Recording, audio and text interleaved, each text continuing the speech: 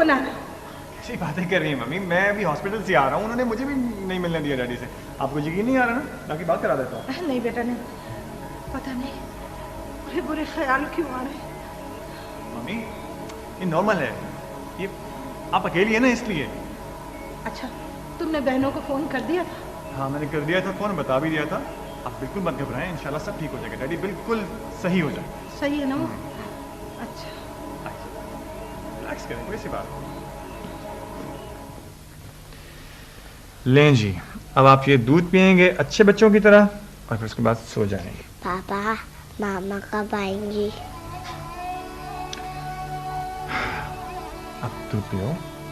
पापा मुझे मामा के बगैर नींद नहीं आती। मेरी जान, नींद तो पापा की आंखों से भी उड़ गई है। पल भर में ये सब कुछ कैसे हो गया कुछ पता ही नहीं चला। मैंने तो ऐसा कभी सोचा भी नहीं था, फिर मेरे साथ ऐसा क्यों हुआ? बेटे जाने वाले कभी लौट कर नहीं आते, मगर तुम्हारी खातिर मैं पुल से रात पर से गुजर जाऊंगा। बस आज की रात गुजार लो, सिर्फ आज की रात। सो जाओ, दूध पियो।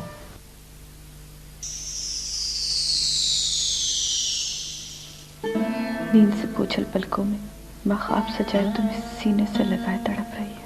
मेरे बेटे, मेरी जान, तुम्हें तो मामा के बगैर नींद भी नहीं आती थी। मेरे मालिक, एक दुखियारी माँ तुझसे आंचल फैलाकर फरियाद करती है। मेरी आगोश की गर्मी सर्द पड़ने से पहले मेरे बच्चे, मेरे बाबर को मेरी झोली में डाल दे। ए रहमान और रहीम, मेरी ममता पर तरस खा, रहम फरमा दे मुझ पर, रहम फरमा।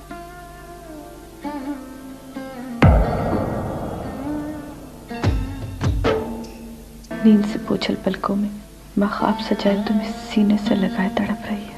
मेरे बेटे, मेरी जान, तुम्हें तो मामा के बगैर नींद भी नहीं आती थी। मेरे मालिक, एक दुखियारी माँ तुझसे आंचल फैलाकर फरियाद करती है। मेरी आगोश की गर्मी सर्द पड़ने से पहले मेरे बच्चे, मेरे बाबर को मेरी झोली में डाल दे। ए रहमान और रहीम, मेरी ममता पर तरस खा, रहम फरमा दे मुझ पर, रहम फरमा।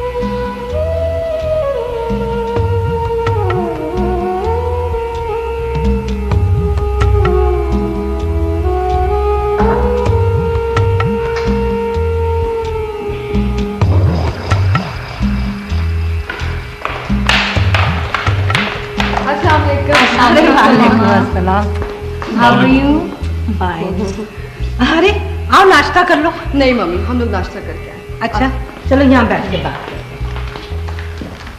अच्छा ना तो मैं चलता हूँ। अरे बेटा तुम कहाँ जा रहे हो? आओ बैठो।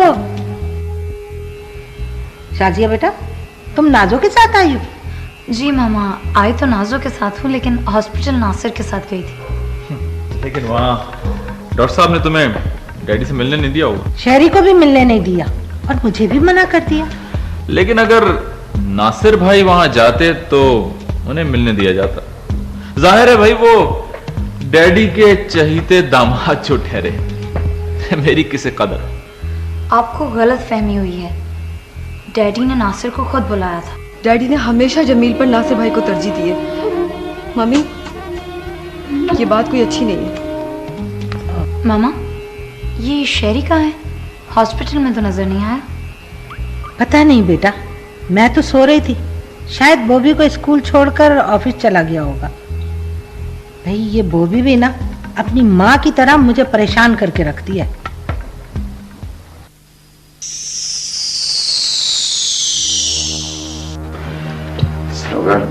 सनोवर तुम क्यों नहीं मानती हो?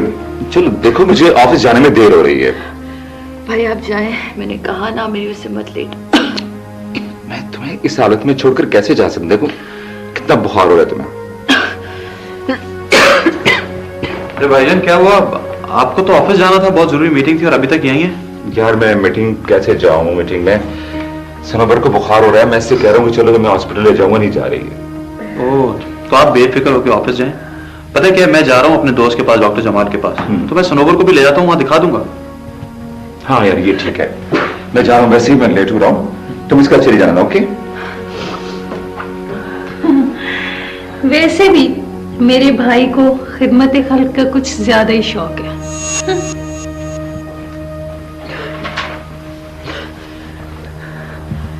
अच्छा सनोवर, आप सब कुछ भूल के तैयार हो जाएं, हम चलते हैं। और सुने, यूं तबीयत खराब होने का ये मकसद नहीं है कि आप हंसना बोलना ही छोड़ दें। अच्छा प्लीज मुस्कुरा दीजिए, आपकी सेहत पे अच्छा असर पड़ेगा। ओके चलिए प्लीज, आइए आइए आइए, तैयार हो जाए। ओके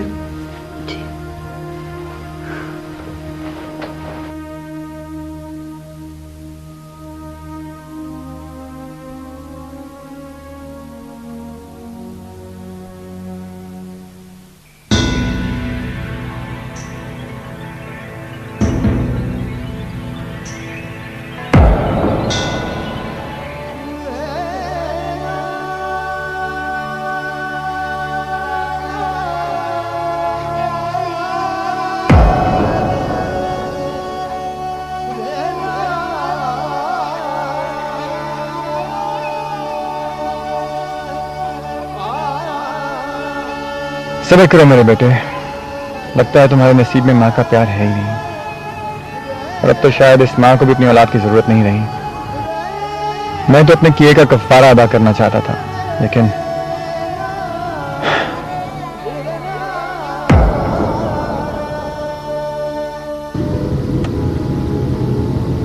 दवा भी ले ली और डॉक्टर को भी दिखा दिया। दवा से कुछ नहीं होगा। मैं तो भाईजान की वजह से। भाईजान ने मुझे आपके बारे में सब कुछ बता दिया है। मुझे बहुत दुख है, बहुत हमदर्दी है मुझे आपसे। ये हमदर्दी की खैरात आप मेरी झोली में ना डालें। आप मेरे खुलूस को खैरात का नाम दे रही हैं। I'm sorry। दिमाग इतना खराब हो चुका है कि समझ ही नहीं आता कि कब कौन सी बात करनी है और कौन सी कहनी। हर वक्त ध्यान अपने बेटे की तरफ ही लगा रहता है। आप कोर्ट का सहारा क्यों नहीं लेती हैं अपने बेटे को लेने के लिए? नहीं नहीं, मैं नहीं चाहती कि घर की बात कोर्ट तक पहुंचे। इस तरह तो दोनों घरों की रुसवाई है ना। मेरी ममता का क्या, एक ना एक दिन तो सब्र आ ही जाएगा। लंच का टाइम हो रहा है, रेस्टोरेंट भी करीब है, क्यों ना लंच कर लें?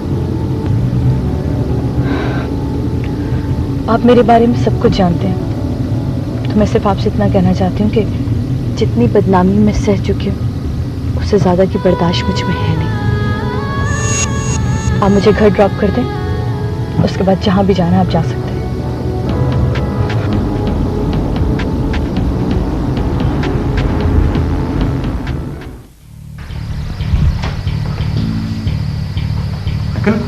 डैडी कहाँ है? वो जरा ईसीजी के लिए ले गए इनको।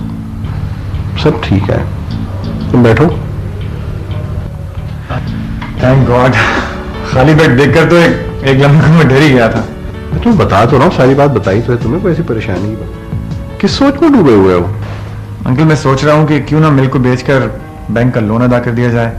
देखिए ना, आप भी मेरी वजह से इतनी प्रॉब्लम में है। यार छोटा मोटा लोन होता ना, मैं कुछ कर भी लेता। इसीलिए तो मैं कह रहा हूँ कि मिल को बेच देते हैं, बस आप कोई अच्छी सी पार्टी देखिएगा। क्या तुम्हारे अम्मी डैडी मान जाएंगे इस बात को?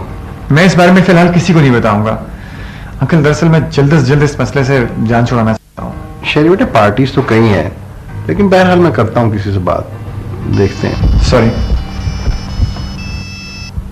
हेलो जी हसन साहब। व्हाट? क्या कह रहे हैं आप? कब हुआ ये? कैसे हुआ? आप कहां थे? मैं अभी नहीं आ सकता, मैं हॉस्पिटल में हूं। मैं कुछ दिन में बात करता हूं आपसे। खैरियत? Anything wrong? सब कुछ रॉन्ग ही रॉन्ग है अंकल, सब कुछ रॉन्ग ही रॉन्ग है। मेरी जिंदगी में अब कुछ राइट नहीं होने वाला। जिस मिल को मैं फरोख्त करने की बात कर रहा था आपसे, उसमें आग लग गई है, सारा सामान जल गया है। तुम ऐसे करो, तुम जाओ, जाके देखो क्या मसला है। अंकल मैं इस वक्त चला गया तो डैडी को शक होगा और मम्मी मुझे इस बात के लिए कभी माफ नहीं करेंगी। आप प्लीज उन्हें कुछ मत बताइएगा वरना उनकी तबीयत बिगड़ जाएगी। I will take care of him, मैं कर लेता हूं बात, डोंट वरी अबाउट हिम। मैं अभी लेके घर भी आता हूं उसको। तुम जाओ जाके, it's pretty serious thing, you know, you should go and have a look. जाओ जाके देखो please. Sure? I am positive.